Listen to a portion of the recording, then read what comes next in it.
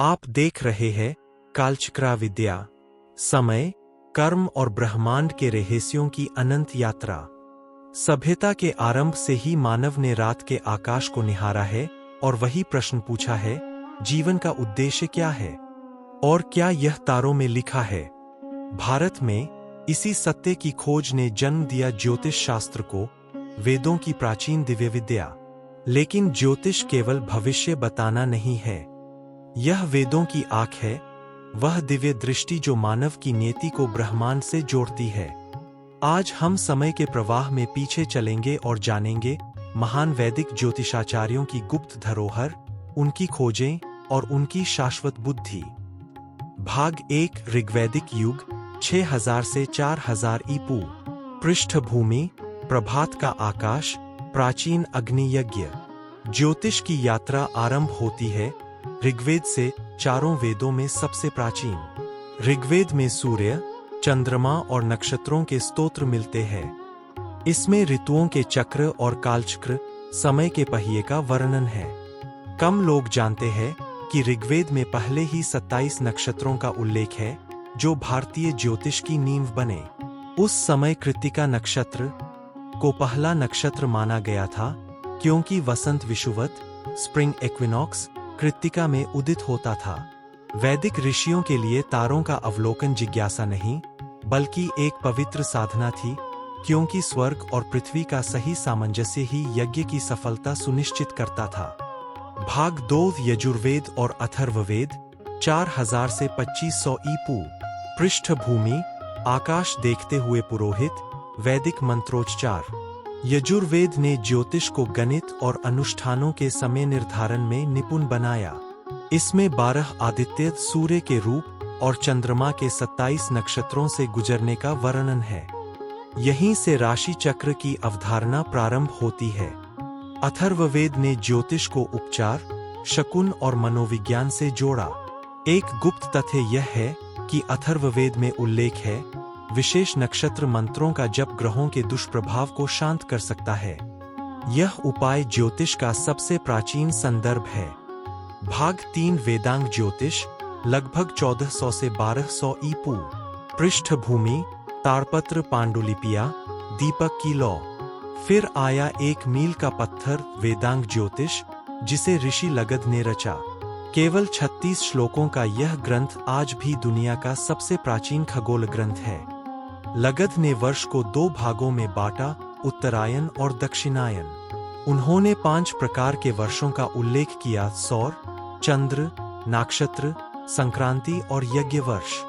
यही वह क्षण था जब ज्योतिष गणना का सटीक विज्ञान बना और मानवता ने समय को ब्रह्मांडीय स्तर पर मापना सीख लिया।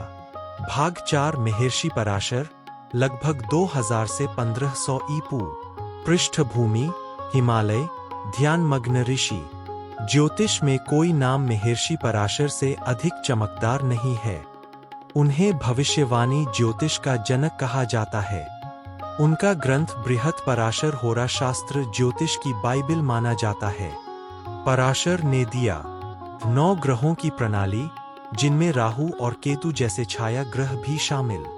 विंशोत्तरी दशा प्रणाली, जो कर्म के अनफोल्ड होने का समय बताती है। सैकड़ों योग, ग्रह संयोजन, जो मनुष्य की नियति को आकार देते हैं। कम लोग जानते हैं कि पराशर के लिए ज्योतिष केवल घटनाएं बताना नहीं था, बल्कि धर्म और कर्म को समझने का साधन था। भाग 5 ऋषि जैमिनी, व्यास के शिष्य। पृष्ठभूमि, प्राचीन गुरुकुल, शास्त्र पढ़ाते आचार्य। महान आचार्यों में से एक थे ऋषि जैमिनी, व्यास के शिष्य। उनकी जैमिनी सूत्र प्रणाली पराशर से अलग है। जैमिनी ने चर दशा, राशि आधारित समय प्रणाली और कारक ग्रहों की अवधारणा दी, जैसे आत्मकारक, जो आत्मा का सूचक है। आज भी जैमिनी ज्योतिष सबसे रहस्यमयी और कम समझे जाने वाले मार्गों में से है। भाग 6 शास्त्रीय युग, वराहमिहिर और आर्यभट्ट, 500 से 600 ई। पृष्ठभूमि, उज्जैन वेधशाला, तारामंडल मानचित्र। शास्त्रीय युग में आते हैं वराहमिहिर और आर्यभट्ट।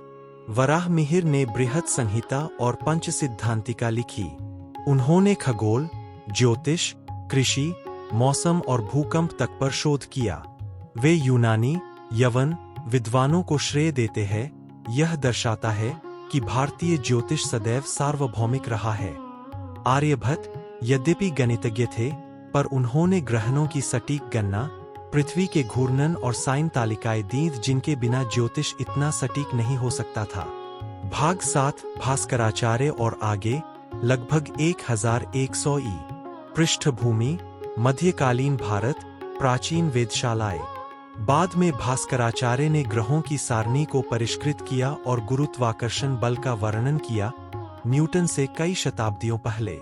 उनका सिद्धांत शिरोमणि ग्रंथ ज्योतिष को एक मजबूत गणितीय आधार देता है। उनके माध्यम से ज्योतिष न केवल आध्यात्मिक मार्गदर्शक रहा बल्कि वैज्ञानिक उपकरण भी। भाग 8 वेदों की आंख के रूप में ज्योतिष। पृष्ठभूमि वैदिक अनुष्ठान, आकाशीय दृश्य। वैदिक परंपरा में ज्योतिष एक अलग विषय नहीं है, यह वेदांगों में से एक है और इसे कहा गया है वेद चक्षु अर्थात वेदों की आंख। क्योंकि जैसे आंख शरीर को दिशा देती है, वैसे ही ज्योतिष सभी यज्ञों और अनुष्ठानों को सही समय देता है। बिना सही तिथि, नक्षत्र, योग और मुहूर्त के कोई भी यज्ञ सफल नहीं होता। एक दुर्लभ तथ्य गायत्री मंत्र में भी सूर्य की नक्षत्र यात्रा का रहस्य छिपा है। यह दर्शाता है कि वेद और ज्योतिष कितनी गहराई से जुड़े हैं। समापन। पृष्ठभूमि ब्रह्मांडीय फेड आउट, चमकती आकाशगंगाएं। ऋग्वेदिक ऋषियों से लेकर पराशर तक, वराहमिहिर से भास्कराचार्य तक भारत के महान ऋषियों ने हमें एक ऐसा ब्रह्मांडीय विज्ञान दिया जो गणित, खगोल, अध्यात्म और नियति का अद्भुत संगम है। ज्योतिष केवल भविष्यवाणी नहीं था, यह समय, कर्म और आत्मा की यात्रा का विज्ञान था। आकाश के तारे दूर नहीं है, वे हमारे भीतरी ब्रह्मांड के दर्पण है। यही है वैदिक ज्योतिषाचार्यों का शाश्वत उपहार, एक दृष्टि जो मानव को पूरे ब्रह्मांड से जोड़ती है।